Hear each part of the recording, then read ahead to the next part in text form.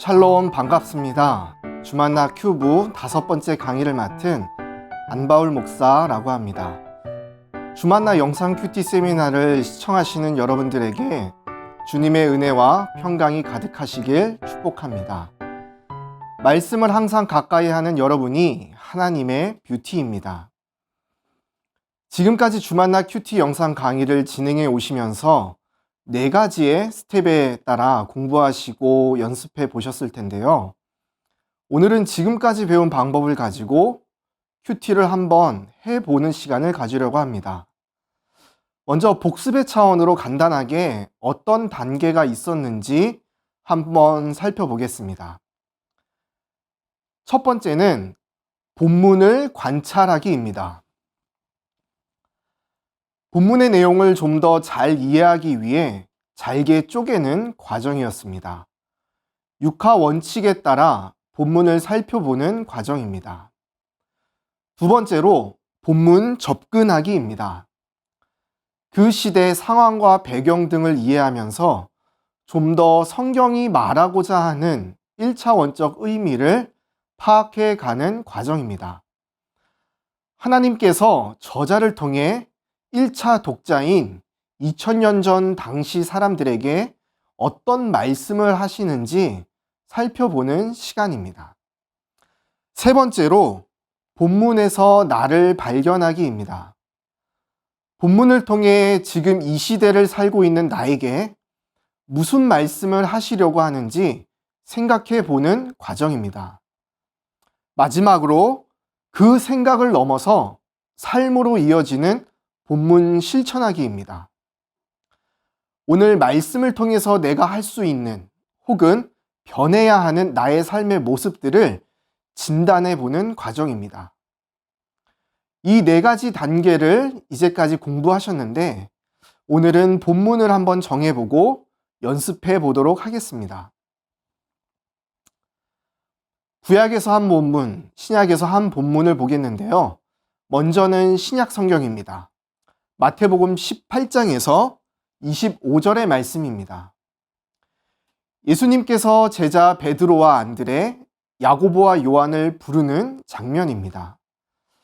먼저 저와 함께 읽어보시고 그 다음으로는 잠시 영상을 일시 정지하시고 본문을 다시 한번 읽어보시기를 바랍니다. 3번에서 5번 정도 읽어보시기를 부탁드리는데요. 그리고 나서 우리 성도님 스스로 큐티를 한번 해보시길 바랍니다. 먼저 저와 함께 같이 읽도록 하겠습니다. 갈릴리 해변에 다니시다가 두 형제 곧 베드로라 하는 시몬과 그의 형제 안드레가 바다에 금을 던지는 것을 보시니 그들은 어부라 말씀하시되 나를 따라오라 내가 너희를 사람을 낚는 어부가 되게 하리라 하시니 그들이 곧 그물을 버려두고 예수를 따르니라. 거기서 더 가시다가 다른 두 형제 곧 세베대의 아들 야고보와 그의 형제 요한이 그의 아버지 세베대와 함께 배에서 금을 깁는 것을 보시고 부르시니 그들이 곧 배와 아버지를 버려두고 예수를 따르니라.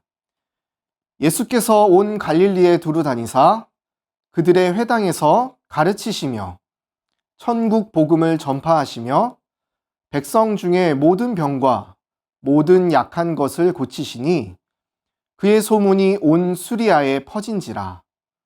사람들이 모든 앓는 자 곧 각종 병에 걸려서 고통당하는 자, 귀신 들린 자, 간질하는 자, 중풍병자들을 데려오니 그들을 고치시더라. 갈릴리와 데가볼리와 예루살렘과 유대와 요단강 건너편에서 수많은 무리가 따르니라. 자, 이제 본문을 읽었으니 본문 관찰하기 단계에서 배운 것처럼 나누어 보고 어떤 내용이 있었는지 파악해 보도록 하겠습니다. 방금 읽은 본문은 3 부분으로 나눌 수 있습니다.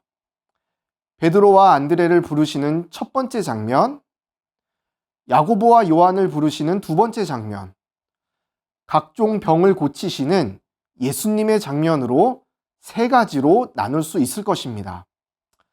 몇 가지 본문을 나누는 방법을 말씀드리면, 먼저 성경책에 보면 말씀이 시작하는 부분에 동그라미 표시가 있다면 그 동그라미를 중심으로 나눌 수 있습니다. 오늘 본문과 같은 경우에서는 23절에 동그라미가 종이 성경책에 있습니다. 또 다른 한 가지 팁은 영어 성경에는 문장 부호들이 있어서 마침표나 따옴표 등이 표기되어 있다는 것입니다. 한글 성경에는 없는 문장 부호를 보면 어디서 본문이 나누어지는지 쉽게 파악할 수 있습니다. 주만나는 영어 성경이 함께 기재되어 있어서 쉽게 파악하실 수 있습니다. 오늘 본문을 이해하기 위해 도움될 만한 질문입니다. 질문의 요지는 이것입니다. 주인공인 예수님은 무슨 일을 하셨는지, 예수님의 말씀을 들은 사람들은 어떻게 반응했는지입니다. 이것이 예수님의 이야기를 기록하고 있는 사복음서에서는 기본적으로 파악해야 하는 내용입니다. 본문을 요약하면 다음과 같습니다. 예수님께서 어부인 베드로와 안드레, 그리고 형제 야고보와 요한을 부르셨다. 그들이 곧 예수님을 따랐다. 또한 예수님은 회당에서 가르치시고 천국 복음을 전파하시고 모든 병을 고치셨다.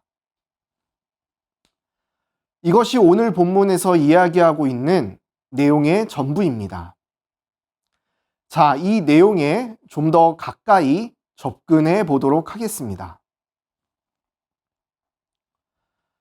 사복음서를 다각적으로, 입체적으로 이해하기 위해서는 사복음서 병행 구절을 비교해 보는 방법이 있습니다. 최소한 공간 복음은 함께 보는 것이 좋습니다. 오늘 말씀의 병행 본문을 살펴보면 누가복음 5장 1절에 베드로의 콜링 이야기가 나옵니다. 누가복음에서 강조하고 있는 것은 베드로의 내려놓음입니다. 베테랑 어부로서의 자존심을 내려놓고 예수님께 순종한 사건입니다. 그것과 비교해서 오늘 본문은 왕 대신 메시아로서 오신 예수님의 거부할 수 없는 콜링입니다. 즉, 진정한 베테랑이신 예수님의 콜링을 강조하고 있음을 오늘 본문에서 볼 수 있습니다. 두 번째로 야고보와 요한의 부르심에 대한 병행 본문으로 마가복음 1장의 이야기를 살펴보면 마가복음에서는 크게 어부 활동을 하고 있는 기업 경영 집안 세베대를 발견할 수 있습니다. 손에 쥐고 있는 것이 많은 것이지요. 그런데 그것과 비교해서 오늘 말씀을 살펴보면 즉시 응답하는데 주목하고 있는 것을 발견할 수 있습니다. 다시 말해 마태복음의 주제인 왕 대신 예수님, 진정한 만물의 소유주 예수님으로 표현할 수 있을 것입니다. 이 두 가지를 비교해 보면 왕으로 오신 예수님의 절대적 콜링, 즉각 응답하는 제자들의 모습을 중점적으로 발견할 수 있습니다. 병행 본문을 살펴봤는데요. 이번에는 반복되는 단어나 구절을 살펴보려고 합니다. 반복되는 비슷한 뉘앙스의 단어를 살펴보면 오늘 본문에서 다음 것을 발견할 수 있습니다. 눈에 확실하게 띄는 것은 바로 예수님의 사역입니다. 19절에 되게 하리라. 바로 능력을 부어주시는 예수님의 모습을 표현하고 있는 구절입니다. 그리고 21절에 부르시니, 콜링하는 예수님, 부르시는 예수님의 모습이 그려지고 있고요. 그리고 마지막으로 23절에 가르치시며 전파하시며 고치시니, 이 사역도 예수님의 중요한 사역입니다. 이런 예수님의 사역의 목적은 무엇입니까? 마지막으로 반복되는 따르니라 에서 확인할 수 있는 것인데요. 바로 예수님의 사역의 목적은 예수님의 발걸음을 뒤쫓아가는 제자를 만드는 것입니다. 이런 식으로 본문에 반복되는 단어들을 확인하면 명확한 본문의 그림을 그리실 수 있게 되실 것입니다. 그러면 이제 이 본문을 나에게로 끌어당겨와 볼까요? 본문을 통해 무엇을 느낄 수 있을까요? 먼저 부르시는 예수님에게 과연 나는 어떻게 반응을 하였나 하는 부분부터 살펴보겠습니다. 예수님이 나에게 찾아오셔서 사명을 주시고 비전을 주시는데 세상의 두려움 때문에 순종하며 따라가지 못한 나의 모습을 회개합니다. 이런 마음으로 묵상을 해볼 수 있을 것입니다. 두 번째로 예수님의 사역 가운데 능력으로 나를 그렇게 되게 하시는 예수님을 묵상해 본다면, 비전의 자리로 나를 부르실 때에 나를 그냥 부르시지 않고 능력을 주신 예수님께 감사드립니다 라고 할 수 있을 것입니다. 다른 한편으로 내가 그 고침받은 백성들의 입장에서 생각해 보면 어떨까요? 나를 고치시고 회복시켜 주시는 예수님을 찬양합니다. 이렇게 할 수 있을 것입니다. 예수님이 하시는 일에 초점을 맞출 수도 있고, 그 예수님이 하시는 일에 반응하는 사람들의 입장이 되어 보실 수도 있습니다. 그 당시 사람들에게 일어난 일이 나에게 일어난다면 이라는 생각을 하시면 아마 좋으실 것 같습니다. 마지막으로 본문 실천하기 단계입니다. 이 단계에서 중요한 것이 무엇인지 기억나시나요? 그렇습니다. 실천 가능한가? 라고 하는 것입니다. 정말로 실천할 수 있는 것이어야 합니다. 오늘 할 수 있는 일이어야 하고 내가 할 수 있는 일이어야 합니다. 때문에 정확한 시간과 장소와 대상을 언급하면 더욱 좋습니다. 자세하면 자세할수록 더 실천하기가 쉬울 것입니다. 두루뭉술하거나 애매하면 적용이 아닙니다. 가정이지만 한번 이렇게 써봤습니다. 지난주에 우리 담당 부서 목사님이 맡겨주신 일이 있었는데 두려움 때문에 거절했지만 다시 한번 예수님의 능력을 의지하여 순종하겠다고 오늘 점심 식사 후에 문자나 전화로 말씀드려야겠다. 이러면 시간도 등장하고 대상도 등장하고 방법도 등장하게 되어 자세한 적용이 될 수 있습니다. 두 번째 적용입니다. 오늘 오후 패배의식에 사로잡혀 모든 것을 포기하고 싶어하는 이웃 누구누구에게 찾아가 하나님의 능력과 위로를 전해야겠다. 예수님은 고쳐주시는 분이심을 기억하고 적용해 보는 것입니다.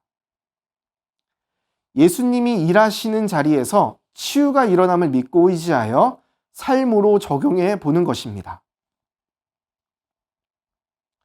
지금까지 신약 중에 마태복음을 한번 묵상해 보았는데요. 마태복음은 공간복음으로 다른 관점으로 기록된 마가복음이나 누가복음과 함께 보면 좋다는 것을 꼭 기억해 주시기 바랍니다. 또한 예수님의 발자취를 따라가며 스토리, 맥락 등을 이해하는 것도 중요한 포인트라는 것을 기억해 주시기 바랍니다. 자, 다음으로는 구약 성경을 보도록 하겠습니다. 다니엘 1장 8절에서 16절의 말씀을 함께 보도록 하겠습니다. 구약은 그 배경이 중요합니다. 그래서 우리 성도님들이 읽고 있는 성경 본문이 이스라엘의 역사에서 어떤 시점에 있는지를 반드시 확인해야 합니다. 어떻게 확인할 수 있을까요? 이미 앞에서 배우셨겠지만 몇 가지 팁을 다시 말씀드리면, 첫 번째로 종이 성경책을 살펴보는 것입니다. 종이로 된 성경책에는 각 권이 시작할 때마다 약간의 개요 같은 것이 있습니다. 그것을 보면 어느 정도 그 책의 주제와 작성된 시기, 저자, 이런 것들을 확인할 수 있습니다. 또 무슨 방법이 있을까요? 교회에서 제공되고 있는 프로그램으로 미리 공부하셔도 좋을 것입니다. 바이블 워크라든지 많은 바이블 아카데미가 있는데요. 신청을 해서 함께 공부하시면 더 좋은, 더 풍성한 성경적 배경 지식을 얻으실 수 있습니다. 마지막으로 가장 쉽고 빠르게 그리고 정확하게 알 수 있는 방법은 바로 주만나 큐티집을 활용하는 것입니다. 주만나 큐티집 앞에 보면 바이블 가이드라는 부분이 있습니다. 그것을 그냥 흘려보지 마시고 잘 한 번씩 읽어보시기 바랍니다. 펜을 잡고 줄을 쳐가면서 한번 천천히 정독해 보시기 바랍니다. 그 안에 이번 달 본문에 관해서 자세한 배경 지식이 담겨져 있습니다. 꼭 읽고 본문 묵상을 시작하시면 좋겠습니다. 덧붙여서 이야기하면 주만나 앞 페이지에는 보면 그 밖에 바이블 맵 등 유익한 정보도 함께 담겨져 있습니다. 보시면 많은 도움을 받으실 수 있을 것입니다. 다시 본문으로 돌아와서 다니엘서는 역사적 배경을 빼고 이야기할 수 없는 책입니다. 때문에 이스라엘의 역사적 상황을 설명드리자면 이렇습니다. 다니엘서는 남유다가 무너지고 예루살렘이 함락된 바벨론 포로기의 시대를 배경으로 하고 있으며, 어린 다니엘은 포로로 잡혀 바벨론으로 끌려간 상황입니다. 먼저 본문을 읽어보도록 하겠습니다. 첫 번째 케이스 스터디와 동일하게 저와 함께 한번 읽어보시고 그런 후에 영상을 잠시 멈춰주시고 3번에서 5번 정도 더 읽어보시기를 바랍니다. 그리고 난 후 동일하게 성도 여러분 스스로 직접 큐티를 한번 해보시기 바랍니다. 그럼 본문을 함께 읽겠습니다. 다니엘은 뜻을 정하여 왕의 음식과 그가 마시는 포도주로 자기를 더럽히지 아니하리라 하고, 자기를 더럽히지 아니하도록 환관장에게 구하니 하나님이 다니엘로 하여금 환관장에게 은혜와 긍휼을 얻게 하신지라. 환관장이 다니엘에게 이르되 내가 내 주 왕을 두려워하노라. 그가 너희 먹을 것과 너희 마실 것을 지정하셨거늘 너희의 얼굴이 초췌하여 같은 또래의 소년들만 못한 것을 그가 보게 할 것이 무엇이냐. 그렇게 되면 너희 때문에 내 머리가 왕 앞에서 위태롭게 되리라 하니라. 환관장이 다니엘과 하나냐와 미사엘과 아사랴를 감독하게 한 자에게 다니엘이 말하되, 청하오니 당신의 종들을 열흘 동안 시험하여 채식을 주어 먹게 하고 물을 주어 마시게 한 후에 당신 앞에서 우리의 얼굴과 왕의 음식을 먹는 소년들의 얼굴을 비교하여 보아서 당신이 보는 대로 종들에게 행하소서 하매,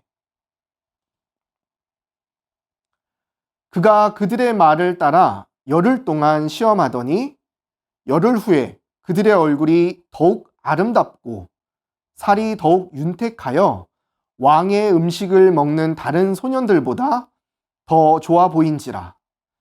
그리하여 감독하는 자가 그들에게 지정된 음식과 마실 포도주를 제하고 채식을 주니라.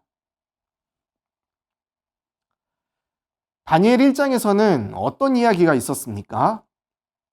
먼저 본문을 쪼개는 작업을 하고 쪼개진 단락들을 요약해 보는 식으로 접근하겠습니다. 어디서 쪼갤 수 있을까요? 먼저 왕의 음식과 포도주를 거절하고 있는 장면인 8절에서 10절까지를 한 단락으로 보면 좋을 것 같습니다. 마침 10절 마지막이 위태롭게 되리라 하니라 하면서 환관장이 자기의 입장을 대변하고 있는 이야기로 글이 맺어지고 있습니다. 문제는 그 후부터 쭉 보시면 11절부터 15절까지가 문장이 끊어지지 않고 계속 이어진다는 것입니다. 개역개정 한글 성경을 보니 어디서 끊어야 할지 잘 모르겠습니다. 그런데 우리 주만나에 함께 실려 있는 NIV 성경을 보면 마침표가 있는 것을 발견할 수 있습니다. 그리고 문장을 나눌 수 있는 데가 보입니다. 적당한 데를 비교해서 찾아보면 13절에 다니엘의 이야기가 끝나는 마침표가 있고 따옴표가 받쳐져 있음을 확인할 수 있습니다. 그래서 11절에서 13절까지 나눠서 다니엘이 제차로 자기의 음식을 감독하는 자에게 시험해 볼 것을 요청하는 장면으로 단락을 나눠도 좋을 것 같습니다. 마지막은 그 시험의 결과를 담고 있는 14절에서 16절까지의 말씀입니다. 그래서 전체적으로 보면 첫 번째 단락은 8절에서 10절로 소 제목은 왕의 음식과 포도주를 거부하는 다니엘 이야기입니다. 요약하자면 다음과 같습니다. 다니엘은 뜻을 정하여 자기를 더럽히지 않기 위해 왕의 음식과 포도주를 먹지 않게 해달라고 환관장에게 요구했다. 두 번째로 11절에서 13절의 이야기로 감독하는 자에게 자신들을 시험해 볼 것을 요청하는 다니엘의 모습입니다. 그래서 환관장이 거부하자 다니엘은 감독하는 자에게 가서 왕의 음식을 먹는 다른 소년들과 자신들을 열흘 후에 비교해 보라고 요청한다 정도로 할 수 있겠습니다. 마지막으로 14절에서 16절의 말씀으로 그 시험의 결과입니다. 다니엘과 그 친구들의 얼굴이 더 아름답고 살이 더욱 윤택하게 돼서 감독하는 자는 지정된 음식과 포도주를 제하고 채식을 주었다. 이 정도로 요약해 볼 수 있을 것입니다. 본문을 나누었는데요. 본문에서 관찰할 수 있는 관찰 질문에 대해 살펴보도록 하겠습니다. 4개의 관찰 질문을 만들어 봤습니다. 첫 번째는 다니엘은 환관장에게 무엇을 구하였습니까? 라는 질문입니다. 이것은 8절에서 확인할 수 있습니다. 두 번째는 환관장의 대답은 무엇입니까? 입니다. 10절에서 확인할 수 있으실 거고요. 셋째는 다니엘과 그 친구들은 어떤 시험을 감독하는 자에게 요청했습니까? 입니다. 12절과 13절에서 확인할 수 있습니다. 마지막으로 그 시험의 결과는 무엇입니까? 입니다. 15절에서 확인할 수 있습니다. 본문 관찰에 관해서 다시 복습하면 누가, 언제, 어디서, 어떻게, 무엇을, 왜 라는 내용들을 묻는 질문을 만드시고 본문에서 확인하시면 본문을 이해하시는데 많은 도움을 얻으실 수 있을 것입니다. 다니엘 1장 8절에서 16절까지의 내용을 요약하면 다음과 같이 정리할 수 있습니다. 바벨론 포로인 다니엘은 왕의 음식과 포도주로 자신을 더럽히지 않겠다는 뜻을 정했다. 환관장은 그런 다니엘의 요청을 거부하였다. 다니엘은 자신의 음식을 감독하는 관리에게 자신과 친구들을 시험해 달라고 다시 요청하였다. 시험의 결과 다니엘과 그 친구들이 더 얼굴색이 좋아 그 감독관은 그들에게 채식을 제공하였다. 이제 본문을 요약을 하였고요. 단편적인 내용은 이해했으니 더 깊이 들어가 보도록 하겠습니다. 본문에 더 가까이 접근하기 위해서 먼저는 본문의 배경과 문화를 살펴볼 것입니다. 왜냐하면 구약은 특히나 그 당시에 사람들이 이해하고 있는 문화가 있기 때문에 그 문화를 이해하는 것이 중요하기 때문입니다. 지금도 마찬가지인 것이 유럽이나 서구의 문화를 잘 이해해야 그들의 대화에 낄 수 있는 것처럼 성경의 문화를 잘 이해해야 성경 본문의 대화에 낄 수 있게 되는 것입니다. 그 다음으로는 단어에 한번 집중해 보도록 하겠습니다. 문화와 연관되어 있는 단어를 당시 2000년 전의 문화 속에서 살펴보는 작업입니다.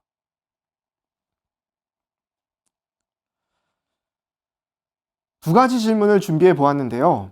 첫 번째는 다니엘의 역사적 배경은 무엇입니까? 라는 질문입니다. 처음에도 말씀드렸다시피 바벨론 포로 시기이며 BC 605년에 바벨론으로 잡혀갔다고 합니다. 그때의 국제 정세를 살펴보면 신흥 강국인 바벨론이 아수르와 애국과의 대결에서 우세한 형국이었습니다. 즉 신흥 강국으로 떠오른 바벨론 대제국으로 인해 이스라엘 민족의 존망의 갈림길에 있는 것입니다. 사실 이것은 이미 여러분들의 머릿속에 있어야 하는 내용이기도 합니다. 왜냐하면 지금 보고 있는 본문은 다니엘 1장 1절이 아니라 8절이기 때문입니다.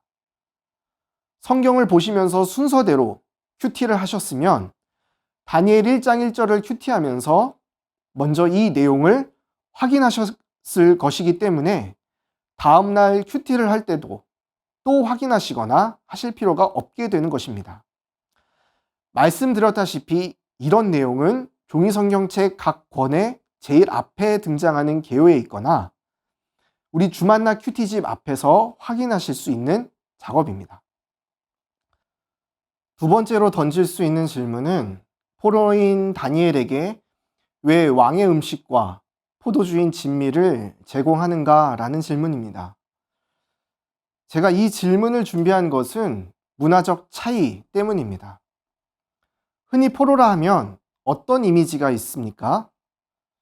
우리나라도 일제강점기인 시절이 있었지만 포로라고 하면 고문당하고 온갖 폭력을 당하는 먹기도 힘들고 살기도 힘든 처지의 사람을 생각하기 쉽습니다.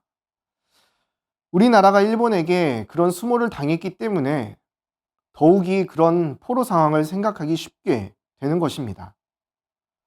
그런데 오늘 본문의 이야기에서 정말 이상하게 지금 이스라엘 백성인 다니엘은 포로의 신분에 있는 것인데 지배계층인 바벨론에게 왜 다니엘과 그 친구들에게 왕의 음식과 포도주를 제공하는가 하는 이야기입니다. 이전 본문에서 살짝 확인할 수 있겠지만 흠이 없고 용모가 아름다운 학문에 익숙하여 왕궁에 설 만한 사람들에게 갈대아 사람의 학문과 언어를 가르치게 하였다고 말합니다. 당시 배경 문화를 살펴보면 이렇습니다. 바벨론의 식민지 관리 정책은 동화 정책입니다. 즉 다양한 민족들로 이루어진 광대한 대제국을 다스리는 방식이 그들의 민족성을 없애고 바벨론의 민족으로 동화시키는 정책이었던 것입니다. 그래서 대제국 바벨론의 정체성으로 이스라엘의 백성들을 바꾸는 것이 바벨론의 목적이었던 것이죠. 그래서 관리직에 설 수 있는 소년들을 데리고 와서 바벨론의 이름을 주고 바벨론의 문화로 키우려고 했던 것입니다. 바벨론의 식민지 정책에 따라 그들은 왕의 음식과 포도주를 제공받았습니다. 이 연구된 바를 묵상으로 이어가면 세상이라는 이 거대한 바벨론 속에서 크리스찬으로서의 정체성을 지켜가려는 성도들로 묵상해 볼 수 있습니다. 참고로 말씀드리면 대제국 아수르의 식민 지배 방식은 바벨론과는 또 다릅니다. 각 시대마다 이런 문화들의 차이가 있기 때문에 문화적 배경을, 역사적 배경을 반드시 살펴보아야 합니다. 또 한 가지 궁금한 것이 생깁니다. 다니엘이 말하기를 왕의 음식과 포도주를 마시면 자기의 몸이 더러워진다고 하였는데 왜 더러워지느냐 하는 질문입니다. 8절에 말하기를 왕의 음식과 그가 마시는 포도주로 자기를 더럽히지 아니하리라 하고 라고 말씀합니다. 왜 더러워질까요? 던져볼 수 있는 질문입니다. 본문에 접근하기 위해서는 왜? 라는 질문을 많이 하면 좋겠지요? 왜 그럴까요? 단어의 의미를 파악해 보아야 하고 또한 마치 여러분이 다니엘이 되신 것처럼 주인공이 되어서 생각해 보아야 합니다. 왕의 음식과 포도주는 어떤 음식들이었을까요? 바벨론의 민족 신인 벨 또는 느보에게 희생제물로 드려진 것들입니다. 그러므로 유대인인 다니엘에게는 우상에게 드려진 음식으로 먹을 수 없었던 것입니다. 우상에게 드려진 음식을 먹을 수 없는 이유는 무엇입니까? 다니엘의 개인적인 다짐이 아니라 민족적인 법입니다. 레위기 11장, 17장에 보시면 음식법이 등장합니다. 이 법은 여호와 하나님이 유대인들에게 율법으로 주신 말씀입니다.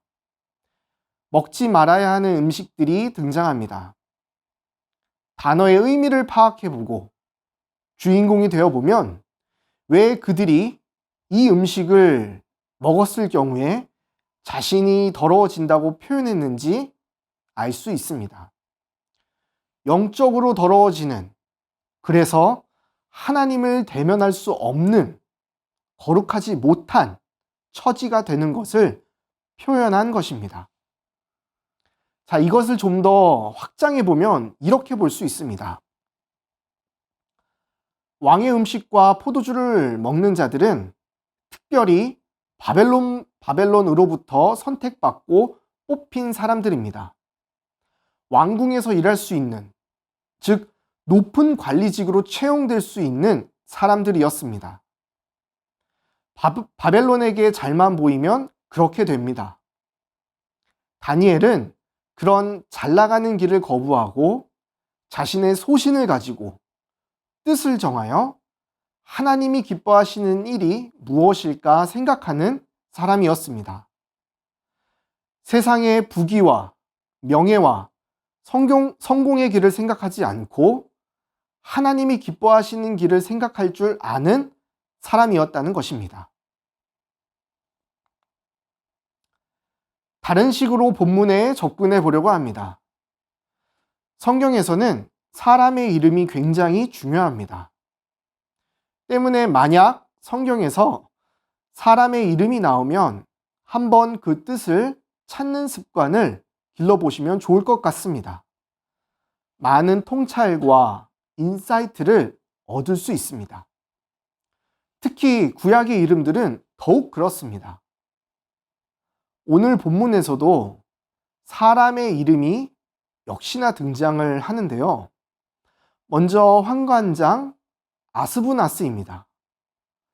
아스부나스의 이름은 여관을 지키는 자, 손님 접대 책임자라는 뜻입니다. 페르시아에서 유래했다고 합니다. 바벨론에서 바벨론의 왕궁을 지키는 자로서, 그리고 포로로 잡은 왕족의 소년들을 관리하는 사람으로 이해해 볼 수 있겠습니다. 그래서 그는 한편으로는 관리자로서 관리를 맡긴 왕의 눈치를 봐야 하는 위치에 있는 사람입니다. 반면에 다니엘은 어떤가요? 하나님은 심판자이시다라는 뜻을 가지고 있습니다. 하나님은 나의 생각과 마음과 행위를 감찰하시는 분이라는 고백이기도 하겠지요. 그래서 요약해 보자면 하나님을 경외하며 하나님 앞에서의 삶을 살고 있는 다니엘과 사람을 두려워하고 눈치를 보고 있는 아스부나스의 대립구도가 오늘의 본문에서 그려지고 있는 것입니다. 연구와 묵상된 바를 기초로 본문에서 무엇을 느꼈는지 살펴보도록 하겠습니다. 먼저는 연구와 묵상 중에 민족의 정체성을 없애버리려고 하는 바벨론의 동화 정책을 통해 우리는 무엇을 묵상하였습니까? 바벨론 문화 속에서 유대인의 정체성을 지키려는 다니엘의 모습을 보았습니다. 지금 이 시대로 적용해 보면 세상 속에서 크리스찬으로서의 모습입니다. 그래서 세상의 물질 만능주의와 하나님을 없다고 이야기하는 무신론에 젖어들면서 서서히 그리스도인으로서의 정체성을 잃어가는 나의 모습을 회개합니다. 라고 한번 써보았습니다. 자신을 돌아보는 것이죠. 둘째로, 오히려 반대로 할 수도 있겠습니다. 다니엘이 하나님 앞에서의 삶을 살고 뜻을 정했을 때에 하나님이 승리케 하시는 마지막 이야기를 묵상하면서 세상 속에서 하나님의 이름을 붙들며 사는 나에게 세상을 이기게 하여 주심을 감사합니다. 라고도 할 수 있겠습니다. 그렇다면 마지막으로 어떻게 이 본문으로 오늘을 살아갈 수 있을까요? 두 가지로 써보았습니다. 이제까지 숨기며 살았던 그리스도인으로서의 정체성을 분명히 밝히면서 오늘 일과를 시작하기 전에 짧게 기도하며 말씀을 보고 하루를 시작하도록 하겠다. 때와 장소를 더 정확하게 쓰면 이렇게 될 것입니다. 아침 8시 50분 내 책상 앞에서 혹은 1교시 수업 장소 책상에서 라고 묵상해도 좋습니다. 두 번째로 직장의 상사나 학교의 친구들을 두려워하지 않고 나에게 임한 하나님의 하나님 되심을 오늘 점심 때 같이 식사하는 친구들에게 전하도록 하겠다. 점심 몇 시에 친구 누구누구라고 이름을 더 정확히 써도 좋을 것 같습니다.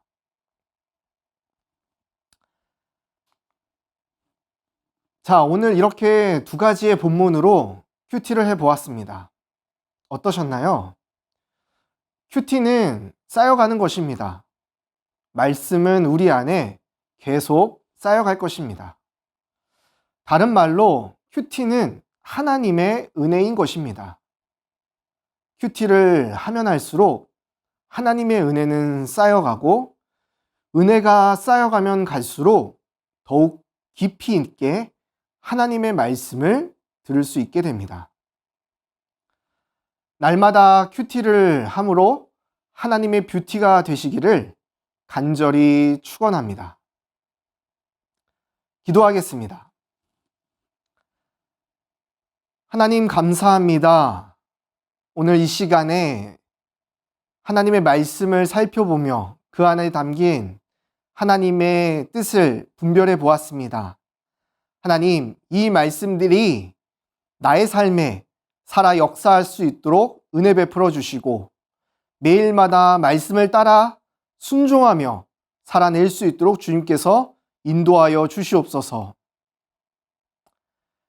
큐티를 함으로 내 안에 은혜가 쌓여감을 경험하는 우리 모두가 될 수 있도록 인도하여 주시옵소서. 사랑이 많으신 예수님의 이름으로 간절히 기도드리옵나이다. 아멘.